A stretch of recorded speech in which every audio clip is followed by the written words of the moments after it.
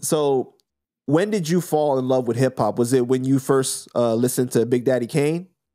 Or did your dad introduce you to other stuff too? Now, my dad introduced me to other things. He was the first one to introduce me to Tupac music. So you remember when Tupac came out 91, 92, he actually took us to go see Juice. I remember going to movie theaters in Harlem and going to see Juice. And I was like, damn. You know how that was seeing Juice? In the theater too? Wow. In the movie theater. I remember going to see Juice. And my pops was a big fan of Tupac because, you know, he had a conscious message. And my pops liked the gangster shit, but he was more into the conscious hip hop from what I can remember. So like the realistic songs. And, you know, we had cable in our house, so we could watch BET.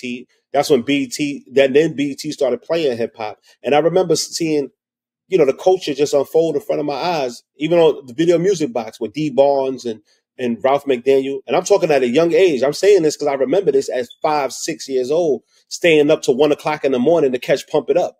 You know, people don't know shit about that. You know, D Barnes came on at 1 o'clock in the morning. Ralph McDaniel came on Saturdays. You know?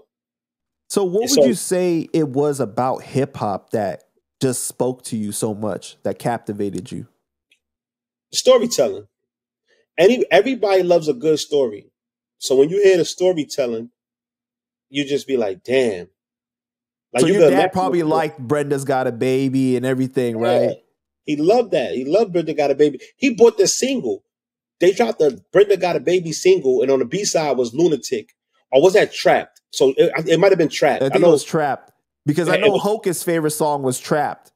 Yes, it was Trapped. So when we first heard the story, and you hear, you know, and now, you know, the rhymes was like rudimentary compared to what Tupac did later on. Right. But it was so concise and clear.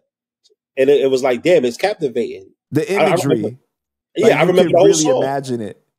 Yeah, we used to write the lyrics down. So we used to have to write the lyrics down back then. There was no, you know, decoding on the internet where you could just go and see the lyrics and fucking, you could just learn the lyrics by fucking typing in something. And no, we had to write the lyrics down, you know? So you learned basically like how to break down the lyrics, like and have comprehension skills and everything like that because you were breaking down the rap songs. Yes. Yes. So there was no genius.com. There was no annotations, people telling you what this really meant and everything. You had to use your better sense of judgment and really figure that shit out. That was real hip hop. Like when you really cared, only a real hip hop fan will care enough to want to do that. You know what I mean? Yeah. And that's what caught me. The storytelling, the vocabulary. You know, it wasn't even about money because hip hop didn't have money back then. And there was people on the corner that was richer than the hip hop artists. So we never got into, yo, I like Q-Tip because he got a Bentley. Like, no, we like Q-Tip because the fucking rhymes was dope and the beats was crazy. The music just made you feel a certain type of way, you know, because nobody had money.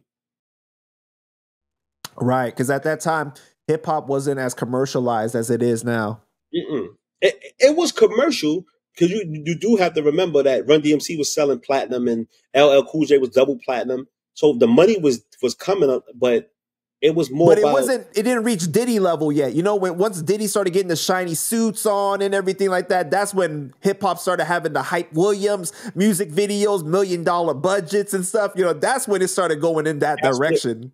That's when it started going crazy. When they started talking about the marketing budget and the marketing and the promotion in the lyrics.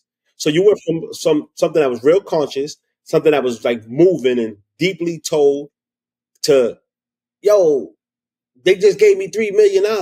You know what I'm saying? It was like, okay, it's a transition now because now it's like, all right, we still conscious, but what the fuck I'm gonna talk about? Like I can't.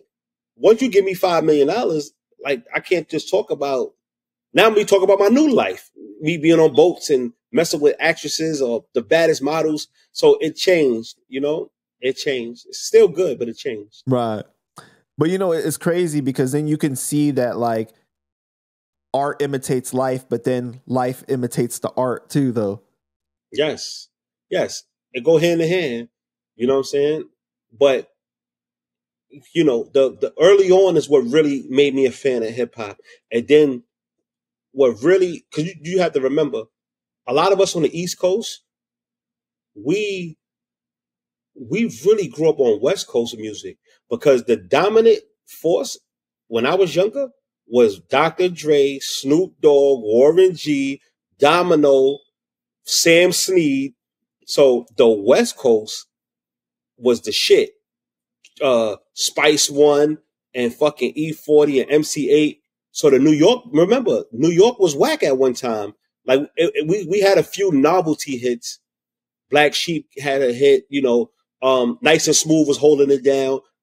Greg Nice, Gangstar, you know, shout out, he was from Boston, but he's still an East Coast cat. They was holding it down. The Foo Schnickens, Daz Effects, EPMD, of course, Redman, but they wasn't as shocking as the West Coast. So the West Coast was really prevalent. The prevalent music when I started like early 90s, that's what I was gravitating towards, you know? Because the story was more well, because you had the shock factor, like you said, of you know, fuck the police, right? Yeah. And everything. But I mean, you still had Public Enemy and the power of that. No, but see, by the 80s, by the 90s, the Public Enemy, they were still around, you know? But the West Coast took over. Right. I see what you're saying. Yeah. They took over the whole game. And you know what I think really brought New York back was Mobb Deep and the whole Queens kind of like, you know, Nas and everything. That brought it back. Wu-Tang. So when the East Coast resurgence came back, that's what made me like really like hip hop, because I'm like, damn, these dudes are really saying and spitting some shit. Because one thing about the East Coast, especially back then in the 90s, like going into the mid 90s, the storytelling was immaculate. It was gangster. It had a moral to it. If you listen to Nas, It Was Written album, a lot of people, they downplay that album like it wasn't a classic like Illmatic. It was. The storytelling on that album, there's nothing like it today. So, and New York artists were very like masters at they craft when it came to the wordplay and came to the wordplay and how to tell a story, you know? Right. That's what really made it like, all right, this is something I would want to do. Once Nas and Wu-Tang came out and fucking Jay-Z, Biggie, of course, you know, along with the West Coast, like Tupac and Dre and them, that's what made me say, yo, I would love to be one of them, you know? Right.